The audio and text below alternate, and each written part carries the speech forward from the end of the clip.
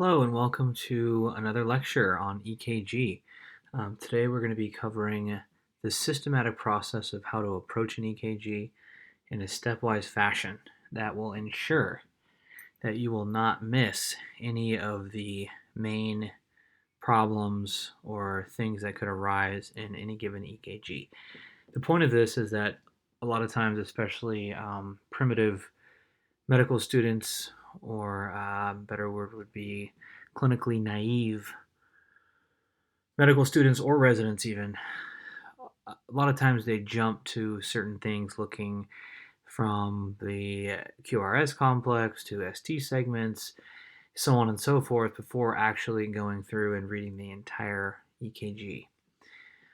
So I'll give you a concise summary of how to do so. So right here is my own personal stepwise approach. Number one, I always look at the rate, right? Because the rate could either be one of three things. The rate is either normal, so 60 to 100 beats per minute, or bradycardic, which is less than 60, or tachycardic, which is over 100. And that tells us a lot. So number one, look at the rate. And there's two ways to calculate the rate quickly. Number one is you could use the box method. So 300, 150, 175, 60, 50, 43, 38. That's the box method. Or you could just count all the QRS complexes. This helps during an irregular rhythm like an atrial fibrillation, when you can't really rely on the box method. Just count all the QRS complexes and multiply by 6, because the EKG represents 10 seconds. So that will give you your total beats per minute. Okay. Next is rhythm. Now, rhythm encompasses the largest amount of information that we're going to ascertain from the EKG. There's a lot to unpack here. So number one, we're going to look at if the rhythm is either regular versus irregular. Okay. Number two, we're going to look at the QRS, and we're going to say, is it wide or is it narrow?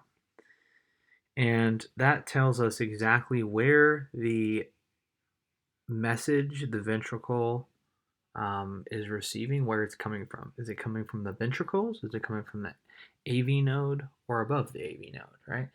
So if you see a narrow complex, you know that you're dealing with a conduction that is coming from at least the AV node and above. Okay, AV node, another word for AV node is junctional beats. If you see a wide complex, you know it's coming from the below the His-Purkinje system or the ventricles, right? And there's some caveats to those, but that's the main point.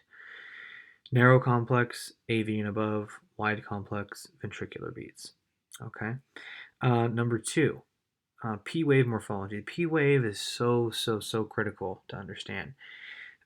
First of all, you want to really look at lead 2.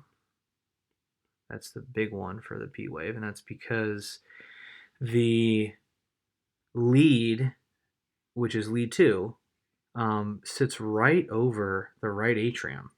Okay, so any electrical activity that's going from the SA node down the right atrium, that lead 2 is right there. So if it's positive, then you know it's coming from at least the top right of the right atrium. Okay. P waves should be consistent in morphology. They shouldn't be different. If they are different, that's indicative of something called MAT, or multifocal atrial tachycardia. More on that down the road. Look at the lead 2 for the P wave, and also you can look in V1. And V1 can help us distinguish things like right atrial enlargement or left atrial enlargement. Finally, one of my favorites, blocks here. So there's a lot to cover with blocks. You can have AV blocks, which cover primary, secondary type 1 and 2, as well as third degree heart block or complete heart block. The left bundle and the right bundle branches, you want to focus on leads V1 and V5, precordial leads. For the left bundle, you're going to see a very tall R wave in lead and broad R wave in lead V5. For right bundle, it's always the rabbit ears in V1, V2. Left anterior fascicular block. Please note that if you have a left bundle branch block, you're also going to knock out the left anterior fascicular as well as the left posterior fascicular. However, you can definitely have the left anterior as well as the left posterior fascicular block alone, um, or with, say, a right bundle or something else. Okay, so if you have a left bundle branch block, you're going to block those two, but the opposite is not true. Okay, so for left anterior fascicular, look at lead 1. You're going to look for a Q wave, and in lead 3, you're going to look for an S wave. So we'll do Q1, S3, followed by the left posterior is just the opposite.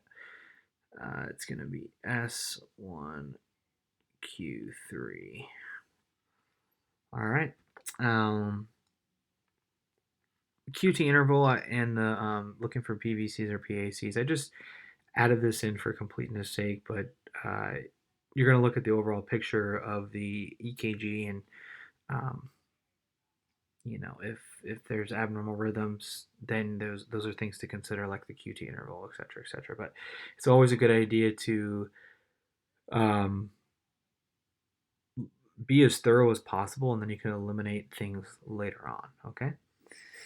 Now, access is really, really important. It's very, very simple. Okay, so if there's a lead placed on a patient's chest, then wherever the electricity, if the electricity is moving straight towards that lead in a straight line, a completely straight line, you're going to have the largest positive amplitude on the EKG tracing. Okay, if you have an isoelectric lead, you know that the electricity is going exactly 90 degrees away from that isoelectric lead, or perpendicular. Okay. I always like to start with lead 1, and if lead 1 is positive, let me just draw a circle right here because it makes the most sense. All right. So here's lead 1, and here's lead AVF. Okay. So if there's electricity traveling towards lead 1, then you're dealing with this quadrant right here, right? So if it's going this way, you're dealing with this quadrant, which means if it's positive, if the vector is overall positive in amplitude in lead 1, you know you're in this quadrant. If you look at AVF and you see that the vector is also positive in AVF, you know you're in this quadrant, and so therefore by default you would know you are dealing with normal access here. If lead 1 is overall positive or more positive, and if AVF is overall more positive, it doesn't tell you exactly where you are in this quadrant, but it's a very easy way to quickly identify the where the axis lies, whether it be right axis, left axis, or normal axis. All right, hypertrophy. So for left atrial hypertrophy, you want to look at lead V1, and you want to see that that big scoop downward of a P wave. You might be like that. For right atrial hypertrophy, you really want to look at lead 2, of course, right? Because that's our P wave lead. Left ventricular hypertrophy, you want to look at V1, V5, and then for right ventricular hypertrophy, you really want to look at V1. And you will have a larger R than S in lead V1, and right ventricular hypertrophy typically goes in line with pulmonary disease. So if you have RVH, think pulmonary disease typically, not always, but good reflex to have. Finally, we get down to our ischemia here. And again, it's important to include ischemia last because we are so quick to jump to ST segments when we are handed an EKG.